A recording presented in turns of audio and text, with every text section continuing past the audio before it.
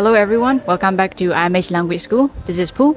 I'm not alone today. I have invited one of our teachers over in this video. Apparently he is still on his way. This is our third time doing a video together. We did one each last year and also in 2021. So it is becoming like a tradition. Sorry. Oh, speak of the devil. Okay. Is it starting? Yes, say hi. Okay, this is teacher Khant and I'm an English teacher at IMH Language School. Sorry, I was teaching a class and I lost track of time.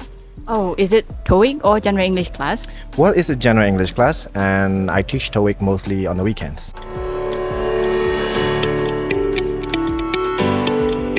So you've been teaching at IMH for quite some time and most of the classes are online. Do you prefer online teaching or in-person teaching? Well, that's a good question. I guess it depends on what I teach. For skills like reading and writing, it's quite convenient to teach online. I can just share my screen, do reading activities together, and my students can also submit their assignment and writing through digital tools like Google Drive, email, and Google Classroom as well. But for skills like listening and speaking, I think it's a bit challenging to teach online. And because the internet in our country is not so reliable and it can cause disruption during activities in the class. So that's my opinion. And Pooh, by the way, you used to work in business development, right? So what inspired you to become an English teacher? Yes, honestly speaking, teaching was not really in my top priority choices when it comes to a career because I was socially awkward and wasn't really comfortable with meeting new people. Really? I thought you were an extrovert. No. I was totally introverted. So I never considered teaching as my career. At first, I thought it was because of people around me. There were certain sort of people who were very protective of me, and whenever I do something, they would be like, give me suggestions not to do it and to do this and that. So I literally follow their suggestions and until my university final year, I think first semester.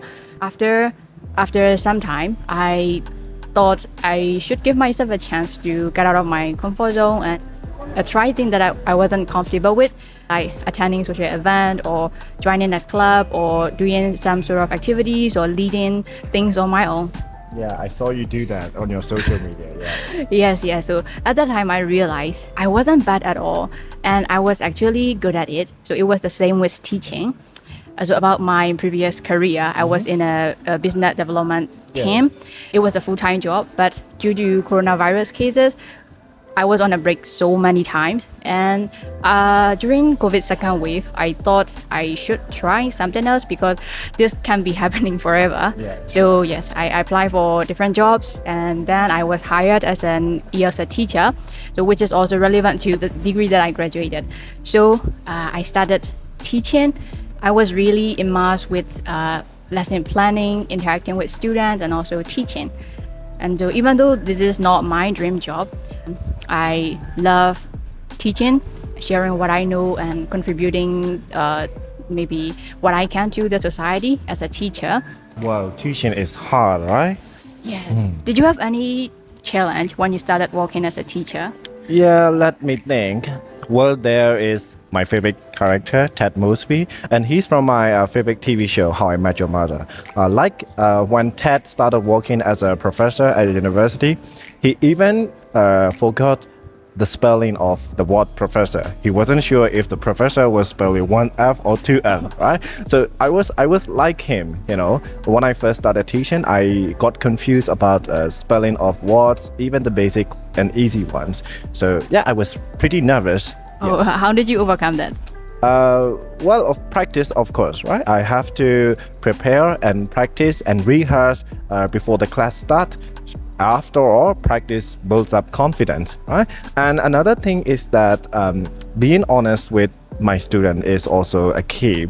So whenever they ask some topic that I'm not familiar about, I just say, I don't know, but I will get back to them. Then I read books, discuss with my colleagues, and try to figure out the answer. So yeah, that's how I overcome, and after some time, I'm not nervous at all. Wow, practice really makes perfect, huh? Sure it did. Well, in other words, it was like I was learning and teaching at the same time, right? So do you believe teachers can learn from students? Yes, of course, we can learn so much from our students as well. There were areas that I had zero interest nor knowledge about, things like football or mythology or science, and like there are so many areas of study that I didn't really know much. But because of my students who were from those areas and who had like personal interest in those kind of areas, we also could learn a bit or at least get basic knowledge about those kind of areas. Aside from those, I think what I could learn best from my student is the importance of commitment. I have seen so many students, and some students tend to give up very easily, like they will stop learning or quit in the middle. There are also certain students who were very persistent and consistent in their learning journey. I have like one student, he started learning with me from zero, like from beginner level. He had zero knowledge about English. He was very consistent. But now he has reached to a level like B2 or almost C1 level. He can communicate and fluently speak in English well.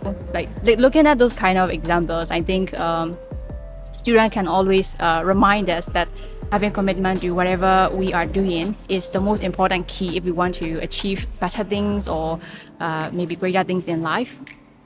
Totally agree, right? Because I have also learned a lot from my students at IMH, you know. Speaking of IMH, you have been working here for nearly, over 2 years already. Yeah, you are the most consistent one ever. Yeah. Okay, so what do you like most about IMH? Well, two things. The first, flexible hours, you know. So I can have a better work-life balance. And also, if students, especially for one-on-one and small group classes, if the students are sick or are not able to join a class, we can reschedule the class for them so they are not going to miss any lesson at all. And I also like the class size because the classes at IMH are limited to 5 students, so lessons can be conveyed more effectively and the communication between the teacher and the student is also better. You know, finally, what I like about IMH is that the founder of our school is really friendly and is really a nice person. Yes, she's the best. And she always buys me drink whenever we meet. I don't think so. I don't think she is that generous. Well, she is a nice person, and today I'm gonna prove it to you. She's not proving that today.